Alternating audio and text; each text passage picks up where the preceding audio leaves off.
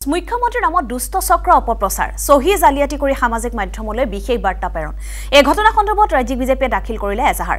বশিষ্ঠ থানাত এজাহাৰ দাখিল কৰি দুষ্ট চক্ৰক কৰায়ত্ব কৰিবলৈ আহ্বান ৰাজ্যিক বিজেপিৰ পুনৰবাৰ জনাইছো এটা ব্ৰেকিং নিউজ যে মুখ্যমন্ত্ৰীৰ নামত দুষ্ট চক্ৰই চলাইছে অপপ্ৰচাৰ সহি জালিয়াতি কৰি সামাজিক মাধ্যমলৈ বিশেষ বাৰ্তা প্ৰেৰণ কৰিছে আৰু এই ঘটনা সন্দৰ্ভত ৰাজ্যিক বিজেপিয়ে ইতিমধ্যে এজাহাৰ দাখিল কৰিছে বশিষ্ঠ থানাত এজাহাৰ দাখিল কৰি দুষ্ট চক্ৰক কৰায়ত্ব কৰিবলৈ আহ্বান জনাইছে ৰাজ্যিক বিজেপিয়ে মাননীয় মুখ্যমন্ত্ৰী ডক্টৰ হিমন্ত বিশ্ব শৰ্মা ডাঙৰীয়াৰ যেটো সহি তাক জাল কৰি কোনো দুষ্ট চক্ৰ দুৰ্বৃত্তই অচিনাক্ত দুৰ্বৃত্তই এটা বাৰ্তা প্ৰেৰণ কৰিছে লিখিত বাৰ্তা প্ৰেৰণ কৰিছে সামাজিক মাধ্যমত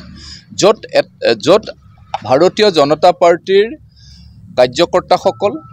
জনপ্ৰতিনিধিসকল তথা সন্মানীয় ভোটদাতা ৰাইজক ভীতিগ্ৰস্ত কৰাইছে আৰু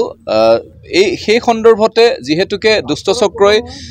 সামগ্ৰিক কথাটো এক জালিয়াতি কৰিছে অপপ্ৰচাৰ কৰিছে আৰু নিৰ্বাচনী আচাৰ বিধি ভংগ কৰিছে সেই কাৰণে আমি আজি বশিষ্ঠ থানাৰ ভাৰপ্ৰাপ্ত বিষয়াৰ ওচৰত এখন এজাহাৰ দাখিল কৰিছো আৰু এজাহাৰৰ লগত সংশ্লিষ্ট যি বাৰ্তা যি ভুৱা বাৰ্তা মুখ্যমন্ত্ৰী মহোদয়ৰ নামত প্ৰেৰণ কৰিছে সেই নথিখনো আমি গাঁঠি দিছো